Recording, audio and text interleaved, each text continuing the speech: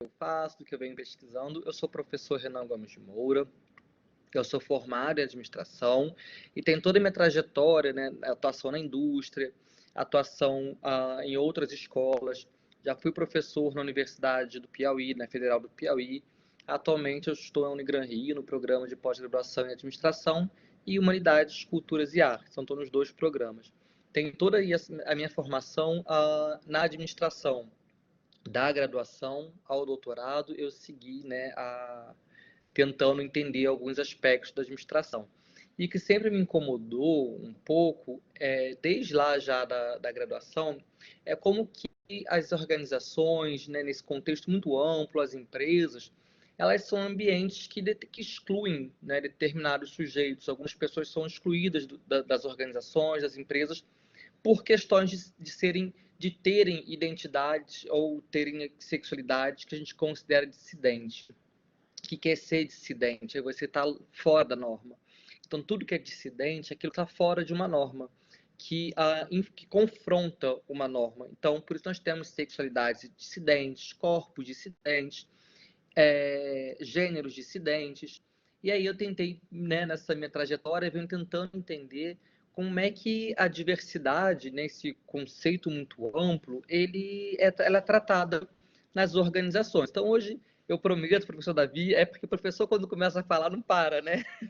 E aí, na última aula, né, eu fui bem além do que eu já tinha planejado. Mas é mal de professor, né, gente? Professor, quem aqui já viu que o professor, quando dispara, parece, né, que não tem amanhã, quer falar tudo de uma vez só. Bom, então hoje o que eu tento trazer, por que a gente tem que, para vocês, né, que é diferente de quem participou da primeira vez, que foi já um tema um pouco mais diferente, mas é por que a gente tem que falar de diversidade? Por que diversidade no ambiente de trabalho é algo de fato que é importante? Né? Por que a gente tem que trabalhar isso? Bom, se a gente começar a olhar as escolas, por exemplo, que começaram a se preocupar com o fator humano, elas vêm muito depois. Né? A administração científica, tanto a científica quanto a clássica, estavam muito preocupadas com produtividade. Né? Então, essas escolas básicas, que a gente chama que são as primeiras escolas de administração, elas eram preocupadas com a produtividade e o fator humano não estava nem aí. Eles queriam era sugar mesmo lá o fator pessoa, o quanto que aquilo pudesse produzir e aumentar a produtividade em nome do capital. E aí depois vem a Escola de Relações Humanas, vem Alton Maio, vem os Gilbert, começam a vir pessoas se preocupando, né, com o fator humano dentro da organização. Preocupando que, assim, as pessoas, elas são de carne e osso, né? Não dá para ficar sugando que uma hora o bichinho vai embora. Então, elas começam a se preocupar com esse fator humano. E daí em diante, né, o ser humano, que as organizações, elas saem do homo econômicos, né, que elas deixam de achar que o trabalhador ele só trabalha em troca do dinheiro, e elas passam a entender que tem um homo social. O que é esse homo social? Que o trabalhador também tem necessidade de socialização e de se colocar, ele tem subjetividade, ele tem identidade, vontade, desejos. Maria Júlia, pode falar. Ou estava só testando, né? Eu não sei agora. Maria Júlia me deixou na dúvida. Acho que estava testando a mãozinha levantada. Bom, e aí esse setor, né, que começou, essas escolas que começaram a se preocupar então com o fator humano, vão dando proceder até no que chegou, que a gente chama de administração de recursos humanos, por exemplo. E foi por meio dessa administração de recursos humanos, que lá atrás também era bem burocrática, que primeiro, o que a gente entende de RH vem primeiro pensando na parte burocrática, que foi mais ou menos 1930, que é aquela questão contábil, estava muito preocupado com folha de pagamento, admissão, mas pensava no trabalhador de alguma forma. Em seguida vem a CLT, então esse setor de RH deixa de ser só burocrático e passa a se preocupar também em entender as questões da CLT, e daí o RH vai evoluindo. Depois tem lá uma fase tecnicista, que a gente pode dividir em RH 1.0, 2.0, 3.0, e hoje a gente vive o que está chamando de RH 4.0. Em toda essa trajetória da área de gestão de pessoas, ou área de recursos humanos, o que aconteceu? Veio tendo modificações e o trabalhador ficou cada vez mais central. E as organizações passaram a entender, e elas vêm entendendo que o trabalhador ele é uno, ele é individual. Cada um tem as suas particularidades, as suas diferenças, seus anseios, subjetividade. E esse RH 4.0, ele vem preocupado, então, em entender o ser humano na sua plenitude, dentro e fora do trabalho. Então, o RH, né, anterior, que o 3.0 estava preocupado com cargos e salários, treinamento e desenvolvimento, e aí vem esse RH 4.0, que está preocupado com o ser humano na sua plenitude. É óbvio, né? Ah, mas você ainda usa a nomenclatura recursos humanos. Ainda é uma nomenclatura que a gente usa, porque dependendo de que visão você vai pegar, o ser humano, de fato, ele é um recurso, né? Assim como recurso material, assim como recurso patrimonial, dependendo da ótica que você olhar, ele é um recurso. Algumas pessoas estão pensando que não, né? Essa ideia do recurso já acabou, e nós temos aí que também não é gestão de pessoas, você não vai gerir pessoas, né? Então, nessa evolução do RH, inclusive de nomenclatura, ele foi para a gestão de pessoas, e alguém falou assim, olha, gestão de pessoas não está muito longe de RH. Então, o que a gente está trabalhando hoje? Gestão e gente, que seria uma forma de aliar, né? De falar, olha, tem gestão, e para que aconteça gestão, nós precisamos de gente. Então, por isso, emerge hoje, então, esse setor que a gente chama de gestão e gente. E quem está dentro desse setor? Para alguns teóricos e para algumas pessoas, gestão e gente faz parte desse grande sistema que é o RH. Então, a gente consegue encontrar na literatura e até mesmo nas organizações uma divisão do setor de recursos humanos. O setor burocrático, com departamento pessoal, o que eles vão chamar de RH estratégico, que está preocupado com cargos e salários, descrição de cargos, avaliação de desempenho, e gestão e gente. E aí, gestão e gente entra como um outro setor. Ora, mas o que gestão e gente faz então? Se preocupa principalmente com as questões de diversidade, grupos de afinidade, esse ser humano para além do trabalho. Então, isso tudo está dentro do que se chama gestão e gente, para a perspectiva desse grande sistema que é o recursos humanos. E o que a gente vai tentar entender é que se existe esse setor que chama gestão e gente preocupado com a diversidade, então tem organizações que de fato estão preocupados com aqueles que, por conta de questões históricas, são marginalizados, né? Por questões religiosas, foram marginalizados da sociedade. Bom, o que eu falo então que é marginalizado? O que é alguém estar à margem? O que é ser marginalizado? Ser marginalizado é estar à margem, é você estar longe do centro. E a gente vai ver hoje que muitas pessoas ainda estão longe desse centro, né? A gente tem aí um mundo, né, de empresas que contratam, mas que contratam só para fazer firula ou garantir uma certificação. Só que gestão da diversidade é muito mais do que isso. O primeiro ponto é a gente entender por que mais diversidade e inclusão. Bom, o primeiro ponto é o que é diversidade. O conceito de diversidade, embora ele seja um conceito um pouco problemático, por que eu estou dizendo que ele é um pouco problemático? Porque o conceito de diversidade já coloca o outro como alguém que não é a norma. Por quê? Se a gente pensar, bom, quem que é diversidade? É sempre aquele que não é a norma. Quem é a norma? O homem hétero, branco, classe média alta, cisgênero, né? Católico ou cristão. Esse é a norma. E tudo que começa a fugir dessa norma, ele vai sendo tratado como diversidade. Ou seja, o próprio conceito reconhece que o outro não é a norma, né? Que existe uma norma a ser seguida e o outro não é. Então, esse conceito é um pouco problemático, mas é o que nós temos hoje, né, para poder falar dessas questões, dessas identidades que são marginalizadas dentro das organizações. Então, assim, é um conceito problemático? É, mas é um conceito que ajuda a gente a falar, então, de alguns sujeitos que até então nem se falava. Bom, quem que é essa diversidade? A gente tem hoje uma ideia de achar que diversidade é só de gênero e sexualidade e raça, né? Porque parece que esse é o boom do momento e a gente acaba tratando de diversidade como sinônimo ou de gênero e sexualidade ou raça e etnia. Só que olha só, diversidade é um conceito muito mais amplo, porque é um conceito que a gente chama de conceito guarda-chuva. O que é esse conceito guarda-chuva? Ele abriga ali um monte de gente. Então, dentro de diversidade, a gente tem questões de ageísmo, que são relacionadas à idade. Nós temos questão de corpo normatividade, porque existe um corpo que é padrão e que é norma. E quem que é esse corpo que não é a norma? São os corpos e corpas gordas, ou corpos e corpas gordos e gordas, né? Que a gente tem a Fat Theory, que vai falar que, né, que existem corpas e corpos. são esses corpos que são marginalizados, também as questões de gênero, por exemplo, a travestilidade, que é questão de gênero, também a questão de sexualidade, como, por exemplo, as questões homossexuais, as questões bissexuais, as questões raciais, as questões étnicas, as questões religiosas, isso tudo está dentro do corpo, do contexto que é diversidade, tá? E por que a gente tem que falar de diversidade e inclusão? Porque, olha só, o mundo não é mais o mesmo. O mundo passou por muita transformação, movimentos sociais acabam pressionando o governo, e, em consequência, o governo pressiona as empresas, e essas sabem que tem que tomar alguma atitude para poder incorporar os interesses, né, e incorporar e atender às demandas de diversos movimentos sociais.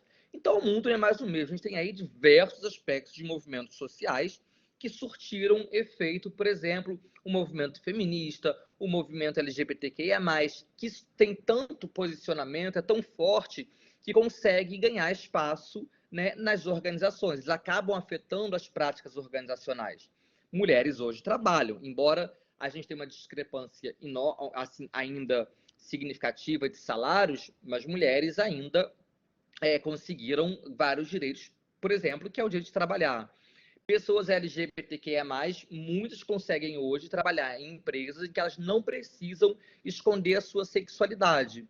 Isso tudo por quê? Porque o mundo não é mais o mesmo. Essas transformações, elas estão acontecendo e tendem a acontecer ainda mais. Se a gente olha como que hoje as pessoas, elas põem, né, e elas não vou dizer exploram, mas elas afirmam, essa seria a palavra, afirmam e reafirmam as suas identidades. Então, se antes você tinha pessoas que tinham vergonha de dizer que eram gays, lésbicas, hoje não. Hoje a gente tem pessoas que se orgulham em dizer que são gays e lésbicas. Você tem pessoas que afirmam, têm orgulho de dizer que são pertencentes ao candomblé, à umbanda, que são icanianas. Elas sentem orgulho, se reafirmam a partir disso. Ou seja, elas não se escondem mais. Embora a gente saiba que alguns trabalhos, né, a gente tem aí que essas identidades não são tão bem-vindas. Porém, falar de diversidade e inclusão é entender que esse mundo está em transformação e ele afeta as práticas organizacionais. E as organizações hoje que não se adequarem a essas questões, elas tendem a, né, falirem. A gente tem um movimento muito grande, por exemplo, do pinkwashing, essa ideia de que se não tem, né, que o pinkwashing, ele, diferente do pink money, ele vai dizer que no pinkwashing é aquela ideia, olha só, você produz roupas para pessoas LGBTQIA+, ou produz roupas para pessoas negras, especificamente para esse público, e você não tem um negro na sua empresa, eu vou comprar de você para quê? Você produz para essa população, para essa fatia do mercado, mas não tem uma dessa gente aí dentro, né? Não tem um que nos representa trabalhando na sua indústria ou ocupando um cargo alto. Que daria uma outra discussão, por exemplo, que é o tokenismo, né? Mas acho que eu não vou conseguir falar do tokenismo hoje. Bom, então a gente viu que o mundo mudou. Nos mercados, por exemplo, nós temos aí que o poder de consumo de algumas determinadas populações é bem alto. Por exemplo, a população gay tem um consumo muito alto, então isso ajuda a mudar o mercado. Cliente vem nessa mesma ideia que, olha só, se não tem representatividade, eu não vou consumir. Isso aí, gente, é muito nítido, né? Quando vocês olham aí esses movimentos na internet de não consumir de uma empresa X porque tem um posicionamento X ou Y, as pessoas param de consumir.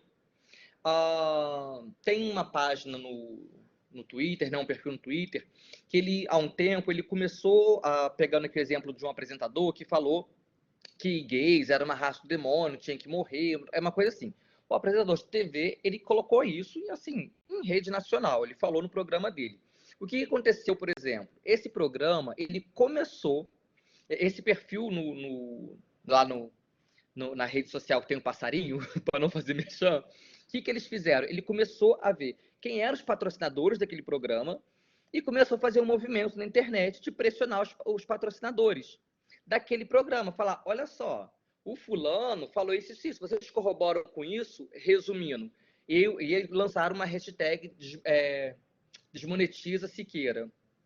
Assim, isso por conta desse posicionamento homofóbico, ele perdeu quase que 100% dos patrocinadores, tá? Para vocês verem como é que é o poder que hoje se tem das questões atreladas à diversidade. E aí ele perdeu, ele foi desmonetizando. E o que aconteceu? Essa emissora ficou doida para demitir esse apresentador, mas ela não podia por conta de um contrato que levava anos ainda para terminar.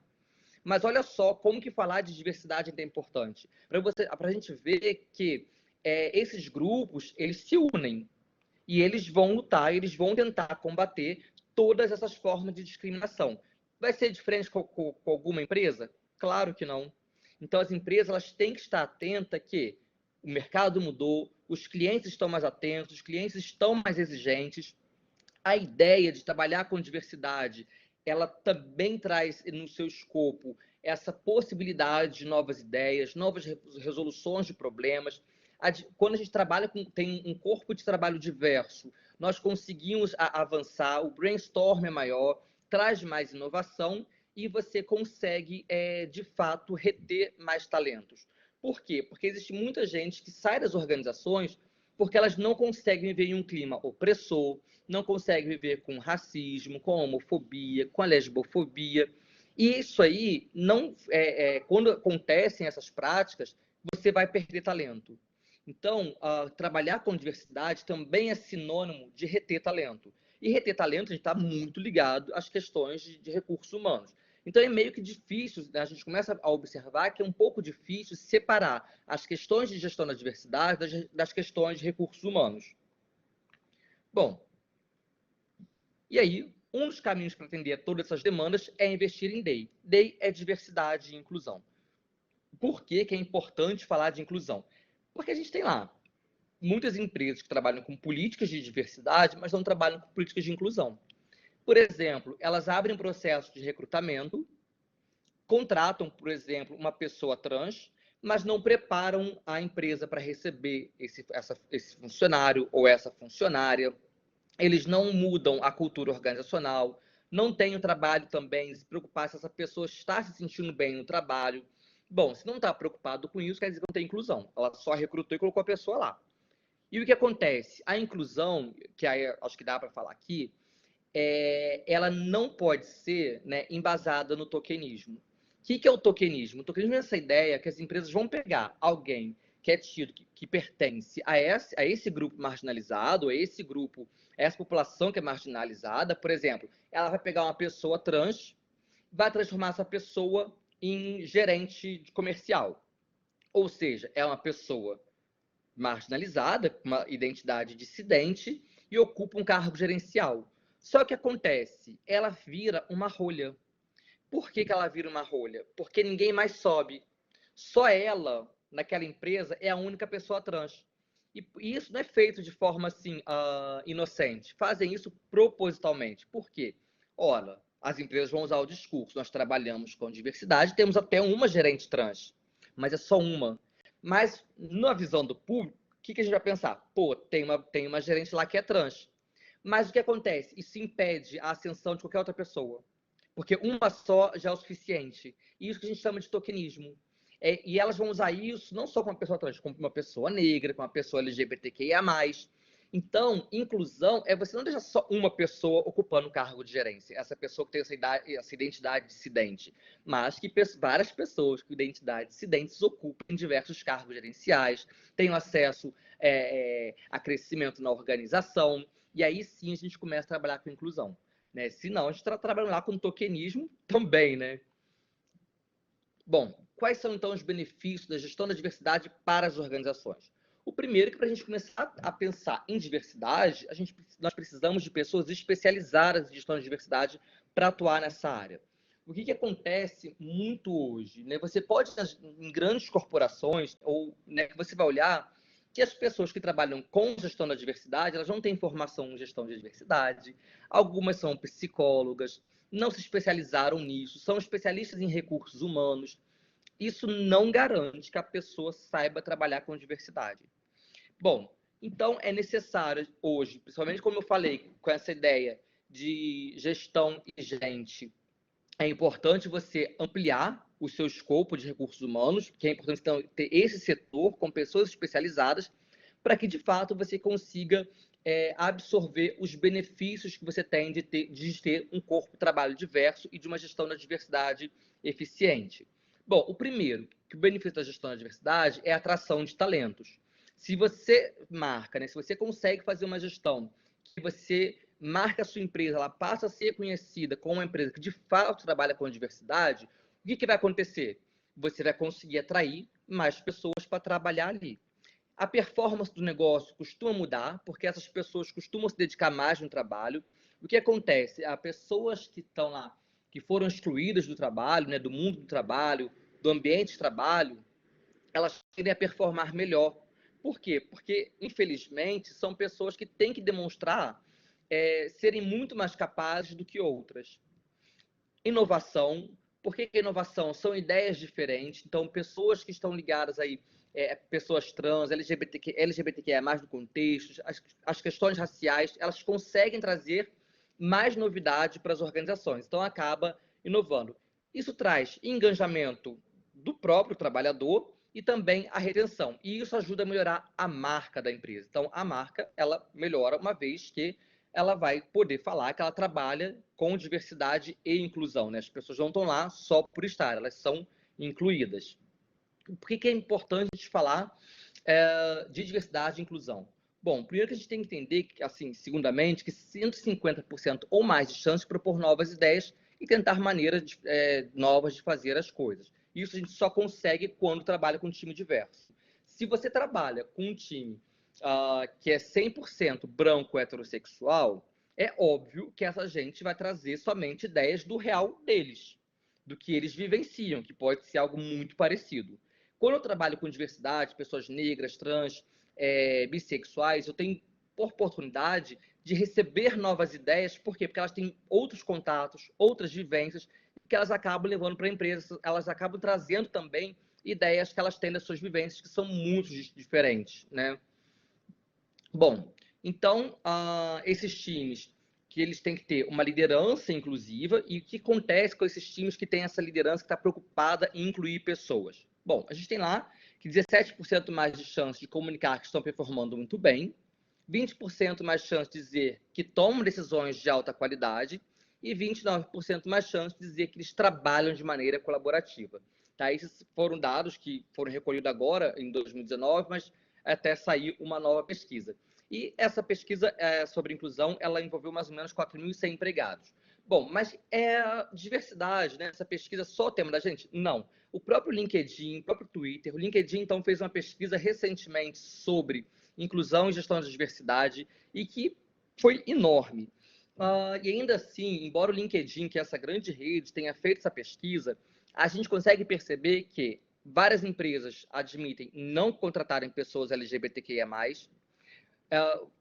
quase 100%, quase 90% de pessoas LGBTQIA+, assumidas no ambiente de trabalho, já relataram sofrer algum tipo de discriminação. Isso tudo por quê? Porque essas empresas só contratam, elas não trabalham com inclusão e diversidade. Mas como trabalhar com gestão, né, da diversidade? As pessoas não estão preparadas, elas acham que é só contratar e deixar a pessoa lá.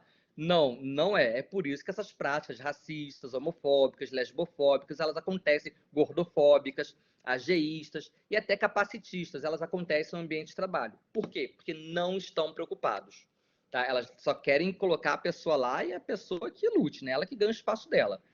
Exemplo aí de pessoas que estão trabalhando com gestão da diversidade. As ações da Natura, que lideram altos na Ibovespa após a campanha Dia dos Pais, que foi uma campanha homoafetiva. A XP lança fundo que investe em empresas com mulheres na liderança. O Carrefour ele perde aí 2 bilhões de valor de mercado e anuncia fundo para o combate ao racismo, depois do que aconteceu, dos escândalos que teve no Carrefour, né? Teve do cachorro, depois teve o do homem negro. E ações da Magazine Luiza sobem após anúncio de vagas de trainee só para negros. Então, isso para a gente começar a ver que a diversidade, ou ela te derruba ou ela te levanta, né? Se você não sabe trabalhar, ou se você tem algumas questões que foram mal resolvidas em termos de diversidade, sua empresa vai cair. E ela vai cair drasticamente. Como eu falei lá no início, esse movimento Desmonetiza Siqueira derrubou o programa. O programa perdeu muito patrocinador. Ou seja, A diversidade tem o poder de levantar a sua empresa, né? Ela tem o poder de aumentar o seu faturamento, tem o poder de aumentar o seu rendimento. Então, trabalhar com diversidade é importante. Quando a gente fala da Magazine Luiza, ela sofreu, né, ataque? Sofreu de gente branca, que falou que ela estava ali sendo racista reversa. Isso não existe, né, gente? Isso aqui não dá para falar no Brasil de racismo reverso, acho que nem em lugar nenhum. Nenhum branco foi escravizado e nem foi tido como sem alma, e que não era gente. Então, não dá para a gente falar de racismo reverso. Mas por que a Magazine Luiza foi? E ela subiu ainda assim? Mesmo ela sofrendo crítica, ela se posicionou. E ela falou, eu vou contratar uma pessoa negra para ser trainee. E a gente sabe que trainee é um cargo importante, que depois a pessoa vai ocupar um cargo gerencial dentro da empresa. Espera-se que após o ciclo dela de trainee, ela ocupe um cargo de alto escalão na empresa. Mas isso é para a gente ver como que gestão da diversidade ajuda a levantar, inclusive, o valor das empresas. Bom, na prática, a gente tem muito trabalho pela frente, a gente tem que trabalhar muito ainda a gestão da diversidade, porque isso não vem sendo trabalhado da forma adequada. Quando a gente fala, por exemplo, de gestão da diversidade, quem é que bola as políticas de gestão da diversidade nas empresas? A pessoa branca, geralmente cis heterossexual, classe média, elas que bolam essas políticas de gestão de diversidade. Agora me respondam, uma pessoa que não vive, né, essa opressão, essa discriminação, essa exclusão, como é que ela vai entender o real de alguém para poder colocar aquilo na empresa? Ela não tem essa capacidade. Por isso que é importante que as pessoas que trabalham com gestão da diversidade, elas também estejam vinculadas a esses grupos, ou então que entendam, de fato, o que é diversidade, como gerir diversidade, né? Como fazer uma gestão de diversidade que é eficiente e políticas que funcionem. E quando a gente vai olhar esse cenário brasileiro, é possível a gente falar de equidade? É possível falar de inclusão? Não sei se é tão possível assim, não. Vamos pensar o porquê. Bom, a gente tem alguns números que são importantes. Por exemplo, nós temos que mais ou menos 14, 18% de mulheres de todas as empresas que são CEOs, né? Então, olha só, de todas as empresas brasileiras, não é? 14, 18% as CEOs são mulheres. Gente, isso é uma quantia muito pequena. Porque, se a gente olhar lá no histórico também da administração, a administração é um mundo de homens para homens, né? Desde a origem, quando a administração surge, nesses seus 50 anos, até mesmo nas escolas clássicas e científicas, ela é um mundo de homens para homens, porque entende que o mundo do trabalho é um mundo masculino, que o trabalho é, por si, um ambiente masculino. E aí, tem uma pretensão que isso não vai mudar muito ainda em 15 anos. Por quê? Não tem gestão da diversidade. É o que vai acontecer, que a gente pode cair naquele tokenismo. Uma mulher subiu e é o suficiente, as outras não subirão mais. Bom, 49% das mulheres entrevistadas pela Think Eva e pelo LinkedIn 2020, elas afirmam ter sofrido assédio sexual no trabalho, não só sexual, mas também moral. Se a gente pegar alguns dados agora recentes, mulheres sofreram também mais assédio moral no trabalho, mesmo na pandemia, do que antes do presencial. Então, notem. E os homens? Os homens não sofreram nada, gente. Pelo amor de Deus, homem, né? Em uma pesquisa feita por uns alunos meus do Piauí, o que eles conseguiram perceber? Tá? Isso para a gente entender por que a questão da diversidade ainda é importante e que assim, o nosso cenário ainda está muito lá atrás. Esses alunos meus do Piauí foram investigar mulheres que estavam em home office na pandemia. E eles acabaram descobrindo que os homens saíram na frente na pandemia. Por que os homens saíram na frente? Porque todo o trabalho doméstico, o trabalho reprodutivo, ele ficou para as mulheres fazerem. Enquanto elas estavam trabalhando e fazendo trabalho reprodutivo é esse o trabalho da casa, que é de fazer a comida, que é esse de poder estar em casa para que alguém esteja trabalhando, elas fizeram sozinhas. E nesse tempo que elas fizeram sozinhas, o trabalho reprodutivo, o trabalho da empresa em casa, em home office, os homens dedicaram esse tempo a criar cursos para se especializarem. Eles fazer cursos para se especializarem e aumentarem a sua empregabilidade. Isso agora no ambiente pandêmico. Então, se a gente pudesse dizer e falar que o mundo, né, do que esse mundo trabalho é uma corrida, de fato, ele é uma corrida onde os homens saíram na frente e gays, lésbicas, negros já saíram atrasados com tênis desamarrado. tá? Então eles saíram muito atrás dessa corrida, com tênis desamarrado ainda, e os homens já estão lá na frente. Bom, 48% eles estão fora do mercado de trabalho após um ano de retorno à licença maternidade.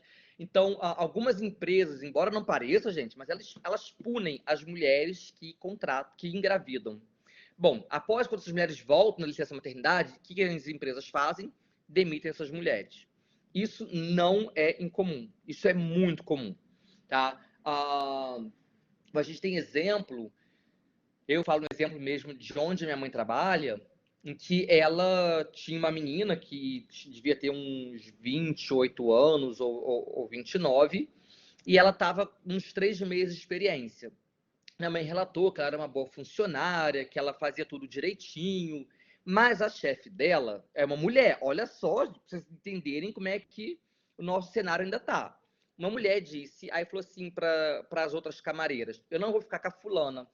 Aí, mas por quê? A fulana é uma boa funcionária, porque ela ainda pode engravidar. Ela está muito jovem ainda e ela ainda pode engravidar. Gente, isso foi esse ano, tá? Foi assim, foi 2022. Notem que uma mulher reproduz esse discurso do patriarcado, incluindo no ambiente de trabalho. Dá para a gente começar a entender por que diversidade é importante?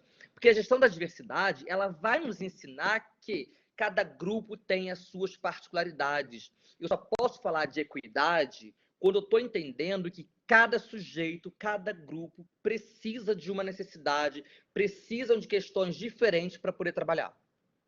Por exemplo, como é que eu vou dizer que mulheres que engravidaram elas devem ter as mesmas formas de trabalho que uma mulher que não engravidou?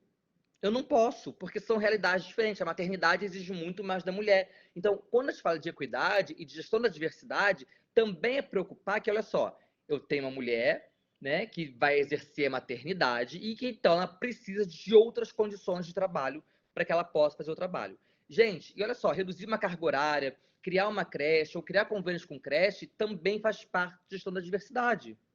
Dá para a gente ver como é que é bem amplo a gente falar de diversidade? Bom, e aí e tem uma pesquisa também, e essa é uma pesquisa que eu fiz, que mostra, né, que era quando existiu o Ministério do Trabalho, eles lançaram uma campanha no Dia das Mulheres que era Fala Mulher. Né? O que é ser trabalhadora Fala Mulher. Era uma coisa assim. E o antigo Ministério do Trabalho, achou que assim, que o pessoal ia falar bem, né, do que é ser mulher no mundo do trabalho. Mas as mulheres que apareceram rasgaram o verbo e saíram falando tudo que acontecia no ambiente de trabalho. Isso em uma rede social. Dentre essas coisas, uma das mulheres grávidas, né, que engravidou, ela falou que ela engravidou, saiu de licença maternidade. Quando ela voltou, o chefe dela extinguiu o setor dela, ele acabou com o setor dela e colocou ela numa sala isolada nos fundos. E ela não ficava em contato com ninguém. Pô, mas espera aí, e a gestão da diversidade fica onde? Não existe, né? Por quê? Porque são empresas que dizem trabalhar com essa gestão, mas que de fato não trabalham, não se preocupam com todo mundo, preocupa, né, com o que está lá para todo mundo ver. Então, vou fazer uma ação que todo mundo vê, minha marca fica bem, e aí o que não aparece, né, e não vai danificar a minha imagem, tá tudo certo. Bom, quando a gente fala então de raça, gente, raça é um conceito muito importante, né, e que embora não é sinônimo só de diversidade, mas que é um fator muito limitante. Bom, no mercado de trabalho, a gente tem só que 4,70% dos executivos são negros e cursaram a universidade, 6,3% só são gerentes, aprendizes 57,50%, numa população em que 54% é negra que a gente vai entender preto ou pardo. Olha só, essas pessoas não estão acessando os altos postos de trabalho. Quando a gente vai olhar, por exemplo, o último um dado da PNAD ou do IBGE, não vou lembrar bem, né, qual foi que liberou, existe uma comparação salarial. Que você tem lá, homens brancos ganham mais que mulheres brancas ganham mais que homens negros e homens negros ganham mais que mulheres negras. Dá para vocês, ocupando o mesmo cargo, dá para vocês entenderem como que algumas pessoas, né, ainda estão mais marginalizadas e sofrem mais com o mercado de trabalho do que outras. entendemos que mulheres brancas ganham menos que homens brancos. Ok, mulher ganha menos do que homem. Mas olha só, quando falando de raça, quando falando dessa interseccionalidade, desse corpo, que não é só uma mulher, mas que é atravessado pela raça, é atravessado pela sexualidade, pela classe, ele vai ganhar muito menos. Então, por que isso acontece? Por que diferença salarial acontece? Porque, de fato, não tem gestão da diversidade. Gestão da diversidade também incorpora as questões salariais, né? Essa igualdade salarial, e lutar por essa igualdade, ela faz parte dessa gestão da diversidade. Então, pessoas negras, elas acabam enfrentando dificuldade na progressão de carreira, não conseguem subir, na igualdade de salário, e são mais vulneráveis ao assédio moral no ambiente de trabalho. Não só moral, como também sexual. Pessoas negras, no contexto geral, homens e mulheres negras sofrem mais ainda assédio sexual no trabalho. Por quê? Tem uma pesquisa do professor Moulan que, assim, só para trazer, né, embora pareça um pouco absurdo que eu vou contar, mas não é absurdo, é a fala de uma entrevistada, em que ela está lá no ambiente de trabalho, uma mulher negra, está no ambiente de trabalho, e um colega de trabalho chega para ela, coloca o órgão genital para fora, balança e fala assim: disso que você gosta, né? Então vem pegar. Ele fala isso para uma mulher negra no ambiente de trabalho porque ela é negra. Então, olha só como é que algumas pessoas são mais vulneráveis ao assédio sexual e moral no trabalho. Como é que eu consigo combater o assédio sexual, principalmente, que é uma questão marcada por gênero, no ambiente de trabalho? Eu só vou conseguir isso se eu começar a pensar que eu tenho que trabalhar a diversidade. E diversidade requer também conscientizar e educar algumas pessoas de que comportamentos são aceitáveis e quais não são dentro daquele ambiente de trabalho, né? E fora também. Diversidade social e a população LGBTQIA+, então quem não sabe aí, né, do que é LGBTQIA+, vou tentar fazer bem breve, porque cada letrinha é uma identidade. A gente sabe que, né, isso veio crescendo, era só LGBT, GLS, isso veio crescendo, e que é muita letrinha para decorar, a gente sabe disso, mas é importante entender que cada letrinha é uma identidade que foi apagada por muito tempo na nossa sociedade. O L, pessoas lésbicas. O G, de gays. B, bissexuais. T, de transexuais e travestis. O Q, de queer. O I, de intersexo. E o A, de assexual. Bom, e esse mais é para englobar todo mundo que ainda não se encaixa em nenhuma dessas questões identitárias, seja identidade sexual ou identidade de gênero. Bom, se LGBTQA+, ainda é um tabu no Brasil, a gente tem aí a gente vivenciou momentos em que, por exemplo, que eu relatei anteriormente, em que um apresentador fala que gays são aberrações, eles têm que morrer, que eles querem destruir a família. Então, olha só, a gente ainda está vivendo esse período, tá? Assim, século XX, a gente está aqui em 2022, tá bom? Mas a gente está vivendo isso ainda. Então, o que acontece quando essa população vai para o mercado de trabalho? 41% afirma já ter sofrido discriminação por sua orientação sexual ou identidade de gênero no ambiente de trabalho. E olha só, essa discriminação, gente, ela ocorre assim de forma sutil também, numa piada, nessa falsa brincadeira, nos falsos elogios. O elogio master, né, para as pessoas gays você nem parece que é gay. Né? A pessoa ainda tem que ouvir essa no trabalho, você nem parece que é gay. E a pessoa está elogiando, tá? Das mulheres lésbicas é quando você resolveu gostar de mulher. Ou então, mas ela é lésbica, ela é lésbica porque não conheceu o homem certo ainda.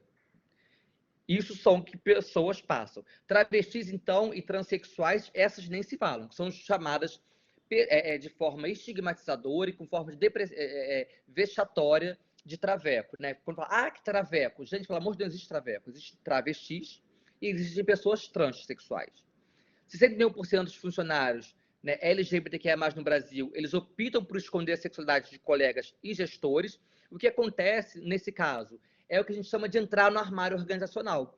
Existem muitos gays que são assumidos fora do ambiente de trabalho, contudo, quando vão para o trabalho, eles não se assumem no ambiente. Por quê? Porque eles têm medo de virarem chacota, eles têm medo de virarem alvo de perseguição, de serem agredidos. Então, no ambiente de trabalho, eles tentam se comportar como heterossexuais, para que essa sexualidade não fique evidente. Mas quando que isso acontece? Quando a empresa não tem políticas de diversidade. Se ela não tiver políticas de diversidade, isso vai acontecer e será muito comum. e 8,7% é a estimativa de participação das pessoas LGBTQIA+, na população brasileira. Bom, eu acho que é mais, né? Tem gay aí que não tá contando que é gay e lésbico, contando porque tá com medo. Óbvio, cada um tem seu espaço, cada um tem o seu tempo, do que a gente chama de sair do armário, por exemplo. E cada um deve respeitar o seu tempo, porque cada um sabe aí o seu real, a sua situação. Então, mas, né, segundo o último censo, a gente tem ainda poucos gays no Brasil. Bom, e PCD?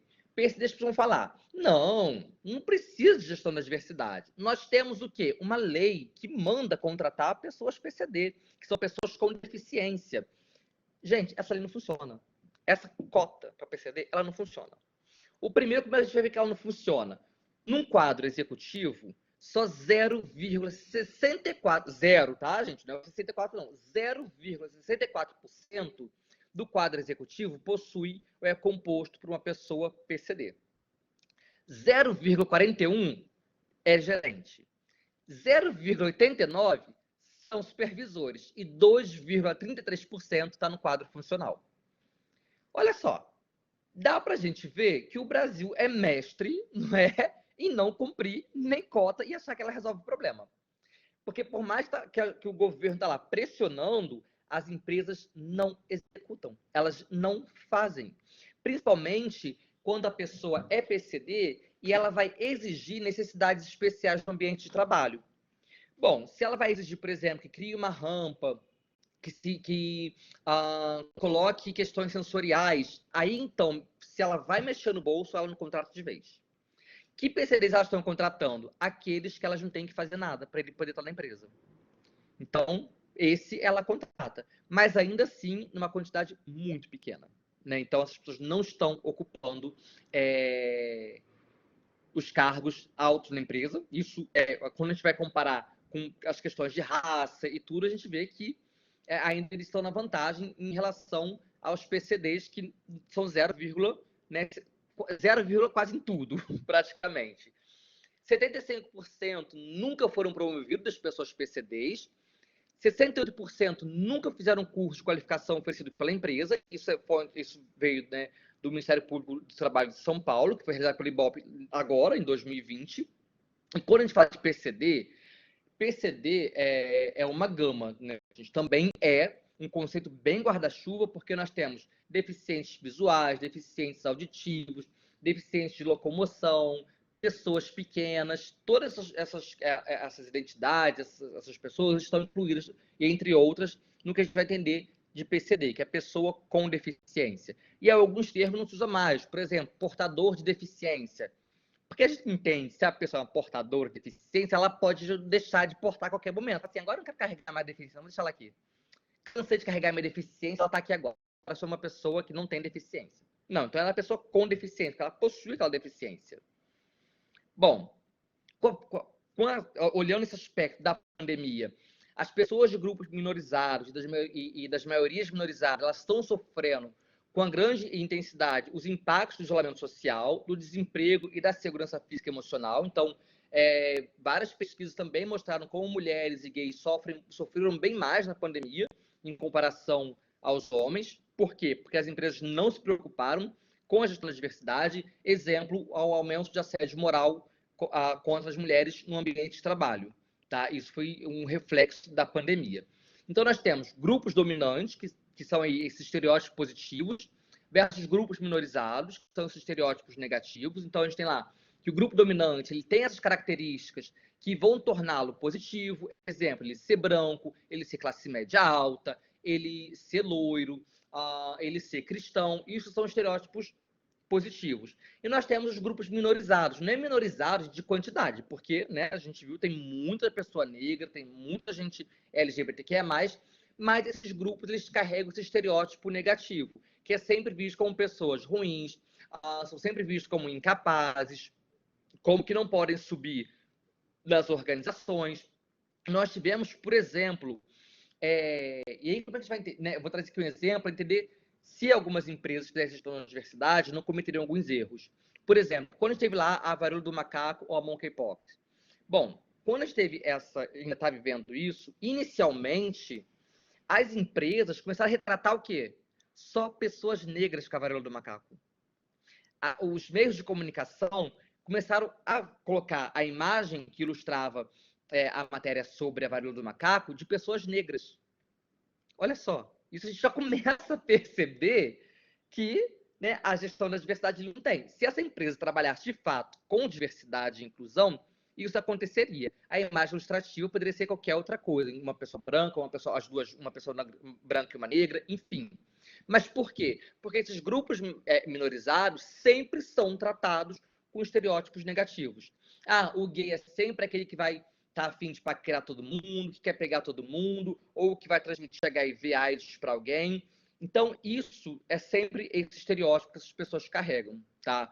A mulher negra é aquela que é fácil, que é aquela que é boa para relações sexuais. Isso tudo são estereótipos negativos desses grupos minorizados. Bom, e aí a gente tem alguns viéses, né, inconscientes que são mais comuns. A gente chama de viéses inconscientes essas falsas percepções que a gente tem na mente. O primeiro é o viés da afinidade. O que é esse viés da afinidade? É aquele que a gente já gosta da pessoa porque ela é parecida com a gente. Esse é o mais comum. Então, como é que esse viés acontece? Geralmente, por exemplo, uma pessoa branca de cara gosta da pessoa branca no trabalho. Não quer nem saber se aquela pessoa é mau caráter, se ela não é. A pessoa já, né, tem afinidade de cara. Por quê? Porque ela é um par. Ela é igual. Isso tudo tem que ser desconstruído a partir de uma gestão da diversidade. Então, exemplo, quando um hétero ele já tem uma afinidade com outro hétero no ambiente de trabalho. E o viés da confirmação é aquele que a pessoa pega um exemplo e acha que todo mundo vai ser igual. Por exemplo, eu estou aqui no ambiente de trabalho e aí um sujeito gay, né, flertou comigo ou então me paquerou. E aí, por conta desse único caso, ele vai achar que todo mundo é assim. E ele só vai ficar confirmando, ele vai pegar aquele, né, aquele ponto fora da curva e vai confirmar, achando que toda a população é assim. Esses são os dois vieses mais comuns dentro das organizações. O de afinidade, que vai aproximar de quem é parecido, e aquele que eu vou pegar um exemplo de um erro e vou falar que todo mundo faz aquilo. Bom, e aí a gente tem mais diversidade.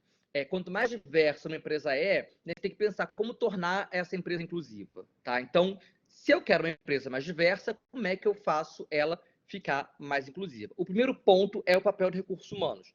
Então, ele tem que utilizar uma lente inclusiva nos processos críticos, principalmente no momento de tomada de decisão. Isso é um ponto importante. Se a gente olhar a gestão de pessoas, não sei se todo mundo quer da administração, mas a gente pegar, nós temos 5 subsistemas de RH. O primeiro subsistema que nós temos lá, o recrutamento e seleção. Quem faz recrutamento e seleção é o RH. Agora pense, se esse RH não tem políticas de inclusão, quando aparecer uma pessoa negra ou uma pessoa trans, o que vai acontecer? Ele pode simplesmente, quando chegar no processo de seleção, ele excluir essa pessoa e dizer que ela não se encaixa no perfil, que ela não tem um perfil, e essa pessoa vai ser excluída. Então, é importante, né, o papel do RH ou da gestão de pessoas nesse processo de diversidade e inclusão. Não tem como a gente dissociar gestão da diversidade de gestão de pessoas. Por quê? É porque por meio, né, da gestão de pessoas que a gente consegue recrutar, selecionar, treinar, desenvolver pessoas. Só que o primeiro passo, o primeiro contato que a gente tem com uma empresa é por onde? É por meio do RH. Como é que a gente tenta entrar nessa empresa? É por meio, geralmente, do processo de recrutamento e seleção. Se essa pessoa já é vetada no primeiro passo, ela não vai conseguir entrar nunca. E eu nunca vou conseguir trabalhar a diversidade. Bom, então o papel do RH é essa atração e seleção, treinamento e desenvolvimento, o engajamento, gestão de performance e reconhecimentos e promoções. Não adianta nada eu contratar a pessoa e também agir como eu falei naquele tokenismo. Só uma pessoa sobe e todos os outros, né, ficam embaixo. Essa pessoa funciona como essa rolha, né, nesse funil. Ela subiu, tampou, ninguém mais sobe. Tá? Ela é a única e vai servir como exemplo, assim, nossa, que a gente trabalha com uma pessoa trans, trabalha que temos aqui um gerente que é negro, ou nós temos uma gerente que é uma travesti. Então, é importante que o RH ele esteja alinhado com as questões de diversidade. Bom, gente, acho que o que eu tinha para falar era mais ou menos isso, né? Ficou alguma dúvida? né? Agora é o momento de vocês quiserem estar aberto aí para dúvidas, perguntas. Se eu me fiz entender na minha apresentação. Renan, excelente. E assim, não é que eu queira tomar a voz dos alunos, não, pessoal. Se vocês tiverem perguntas aqui, coloquem, mas é porque enquanto o Renan palestrava, Renan, sério, acabei de receber aqui um edital de bolsas do Carrefour em função do termo de ajustamento de conduta que esta empresa teve que assinar em função das suas práticas discriminatórias. Então, olha aqui, ó, edital de chamamento público para ações afirmativas, concessão de bolsa de estudo e permanência para cursos de graduação e programa de pós em instituições de ensino público e privada do Carrefour, lançado agora em 2022. Estou com o edital aqui, vou inclusive encaminhar para vocês, professores dos programas, mas, Muito cara, legal. enquanto você dava a palestra sobre gestão da diversidade, caiu no meu e-mail esse edital que revela que o exemplo que tu estavas dando há pouco, além de ser super atual, mostra que é uma realidade prática das empresas, né? É claro que a reflexão teórica que você expôs de maneira brilhante aqui nos leva a sair daqui com muitas dúvidas e vontade de estudar ainda mais, mas os exemplos que você deu foram tão assertivos e coincidentes, né? Você terminou de falar, cara, caiu. Eu tô mandando para você esse edital aqui daqui a pouco e para a Regiane e para todo mundo, sabe? Porque acabou de cair no meu e-mail. Muito bacana, Renan. Já quero, tô curioso já com o edital, Davi. Já tô te mandando aqui, ato contínuo aqui, ó. Já tô fazendo isso. Bom, gente, assim, ninguém se manifestou, não sei, né, se ficou muito, eu não vou usar o termo claro, mas se ficou muito nítido ou esclarecedor para todos, tá? O objetivo dessa pós é exatamente esse, tentar instrumentalizar vocês para lidarem com a gestão da diversidade. Nós temos aí diversas disciplinas dentro dessa pós, ah, tanto disciplina voltada para a área de gestão de pessoas, quanto disciplina de gestão da diversidade em diferentes contextos. Tá? Então, o objetivo é que a gente possa aí instrumentalizar todos vocês para que possam atuar de forma eficiente e eficaz dentro das empresas ou organizações, nesse contexto bem mais amplo do que é diversidade. E aí tem esse outro ponto, né, esse outro plus que o professor Davi bem trouxe, que é essa possibilidade de vocês tentarem um aproveitamento de crédito para cursar o mestrado e doutorado. E aí, o nosso mestrado e doutorado tem essa possibilidade também de a gente discutir gênero e diversidade com alguns professores do programa, tá? São temáticas muito bem-vindas e esse é um diferencial, inclusive, da Unigran Rio num contexto, em todo o seu contexto, essa possibilidade de se discutir temas que são tabus ainda para muitas universidades, tá? Eu digo tabu porque eu vim de uma universidade do interior do Rio de Janeiro, eu não me formei aqui na capital e quando eu fiz a minha especialização em gestão de pessoas, eu queria pesquisar o preconceito contra transexuais travestis no mercado de trabalho. Acho que o Davi não sabe dessa história, né? O professor Davi não, eu nunca contei isso para ele. E aí eu tive que submeter o meu projeto no CEP, porque eu ia entrevistar travestis e transexuais, e o CEP negou o meu projeto. E o CEP chamou a minha orientadora, e falou: Fulana, você vai orientar esse trabalho, isso vai manchar o seu nome.